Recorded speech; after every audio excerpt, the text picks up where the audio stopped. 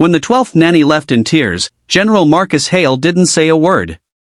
He simply stood at the gate of his mansion, watching the young woman speed down the driveway, her resignation letter still flapping in the breeze behind her. Inside the house, chaos reigned. Two identical whirlwinds, 6-year-old Ellie and Emma, were busy painting the family dog blue. The staff whispered that the twins were cursed. Others said they were just spoiled rotten, the result of too much money and too little love. But the truth was quieter, buried beneath layers of grief. The girls had lost their mother 2 years earlier, and since then, no one, not even their decorated, stone-faced father, had been able to reach them. That was until Jack Turner showed up. Jack wasn't the type you'd expect to see applying for a nanny job. A rugged former Marine, early 40s, jeans worn at the knees, carrying a resume that read more like a battle report than childcare experience. "I'm not a nanny," he'd said during the interview, sitting across from the general in the echoing office. "I'm just a dad who's trying to get back on his feet." Marcus Hale studied him. "My daughters have gone through 12 professionals.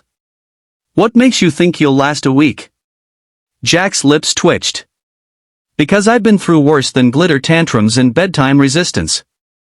And because I lost my wife too. I know what they're feeling even if they don't." That was all he said.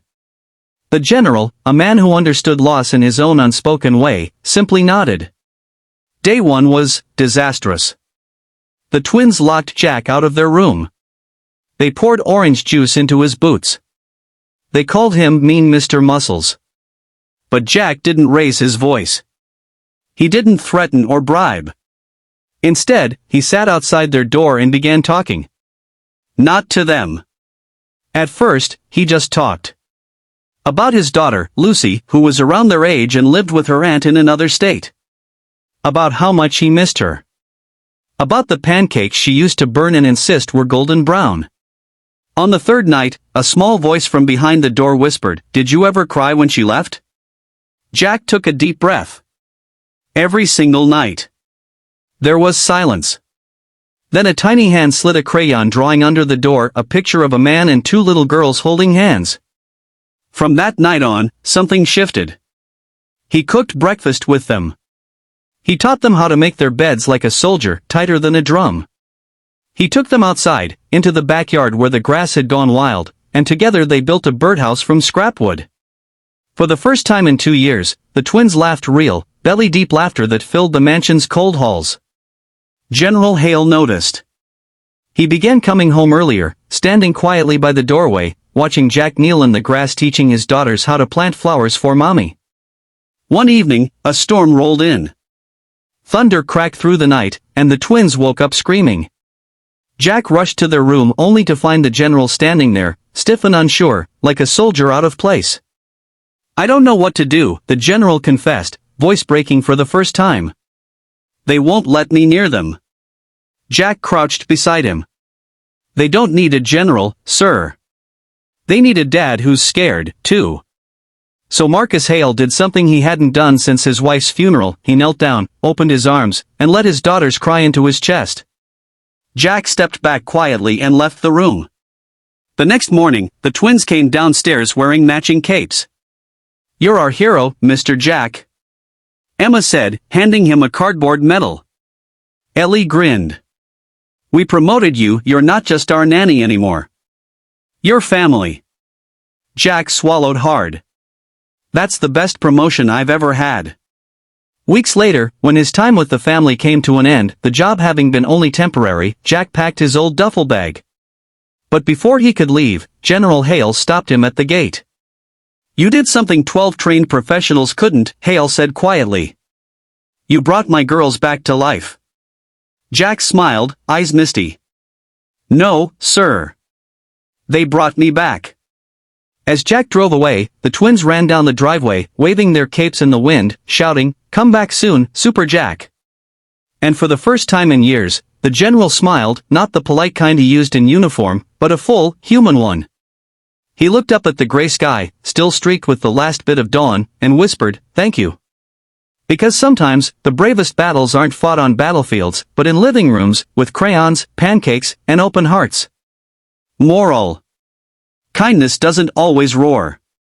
Sometimes, it whispers through broken hearts finding their way back, teaching us that healing isn't about fixing others, but letting them remind us how to live again. A few days after Jack left the Hale mansion, the house felt different. Quieter, but not empty, as if the echoes of laughter still lingered in the walls. General Hale tried to fill the silence with routine. Early morning runs. Long hours at the base. But at night, when the girls were asleep, he'd walk past the birdhouse Jack built with them and feel a lump in his throat. Inside the birdhouse, a small robin had made its nest. Every morning, the girls ran to check on it, whispering, "Jack's birdies are safe, Daddy." That word, Daddy, still startled him sometimes. For 2 years, they hadn't called him that. Now they did, freely. And every time, he silently thanked the man who'd made it possible. Weeks turned into months. Autumn rolled across the state, painting the trees in shades of gold and rust. One evening, the general came home to find his daughters sitting at the kitchen table, making a mess of construction paper and glue. "What are you two up to?" he asked, pretending not to notice the glitter explosion. "It's for Super Jack," Ellie said. "We're mailing him a letter," Emma added proudly. "He's lonely." "We can tell." The general frowned. "How do you know that?" "Because lonely people make other people happy," Emma said, her tone so simple, so certain, that it broke something deep inside him. He didn't say anything, just sat down beside them and helped fold paper hearts. The letter reached Jack 3 weeks later at a small apartment in town. He'd been doing odd jobs, construction, some repair work, trying to save up enough money to bring his daughter, Lucy, to live with him permanently. When he opened the envelope and saw the twins' drawings, the mansion, the birdhouse, a big man with muscles and a cape labeled Super Jack, he laughed. And then he cried. The note said, "We hope your heart feels better now. Ours does." He taped it to the fridge and looked at it every morning after. That Christmas, an invitation arrived. Dinner at the Hale home, it read. Formal attire optional. Family required. Jack almost didn't go. Part of him felt he didn't belong, that he'd been just a passing chapter in their healing story. But when he arrived, the front door flew open before he could even knock.